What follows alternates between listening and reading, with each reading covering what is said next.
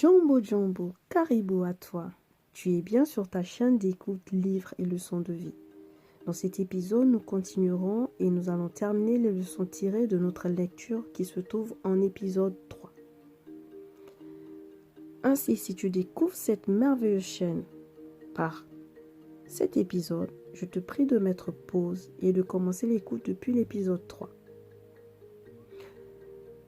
Notre épisode du jour a pour thème le processus vers ton objectif.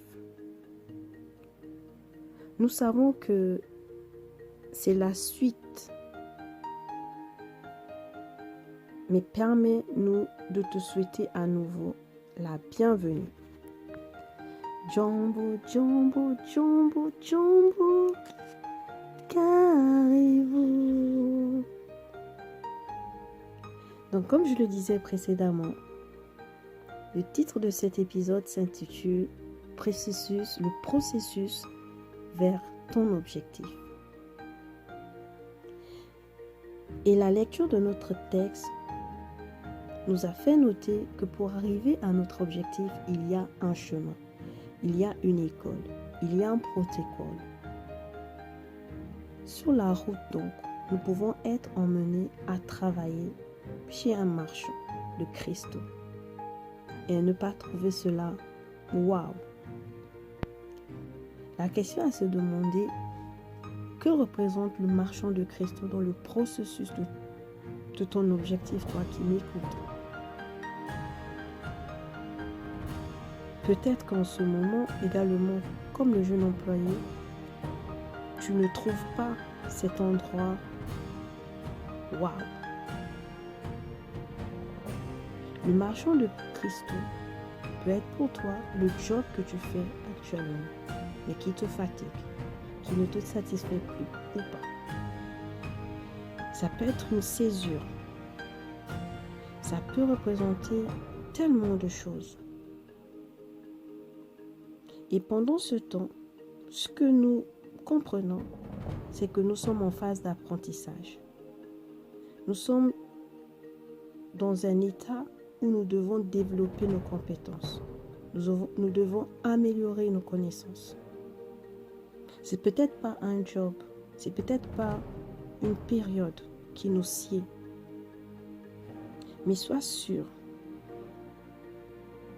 d'être professionnel, rigoureux, d'être force de proposition.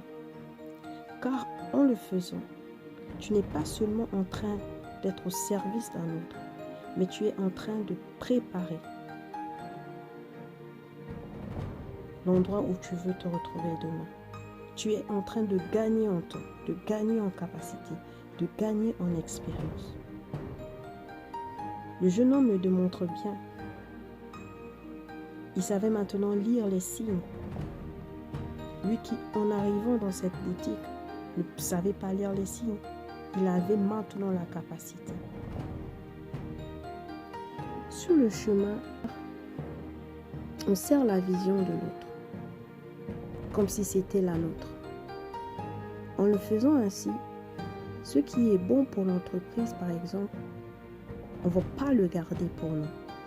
Bien au contraire, comme le jeune homme, on va l'identifier et on va le proposer à notre patron, à notre supérieur, à notre hiérarchie. Et ensuite, contribuer à l'éclosion. Le jeune homme à aucun moment n'a bâclé son travail. Et bien au contraire, il a gagné l'estime et le respect de son patron. Alors, sois excellent dans tout ce que tu fais, même pour les autres. Car pendant que tu te diriges vers ton propre objectif, vers ton propre rêve, vers ta propre destinée, tu es appelé à servir d'abord la vision de l'autre. Tu es appelé à travailler d'abord pour d'autres personnes avant d'être toi-même ton propre patron et avoir aussi des salariés.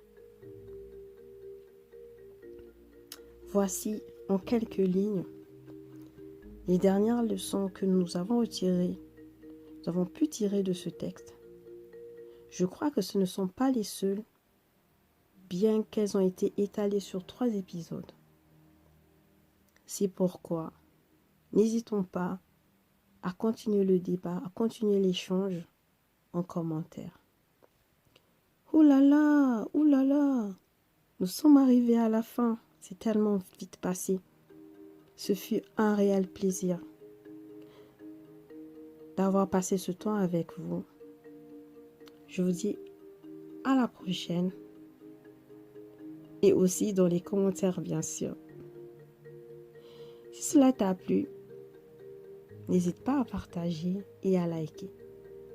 Prends soin de toi. Ciao!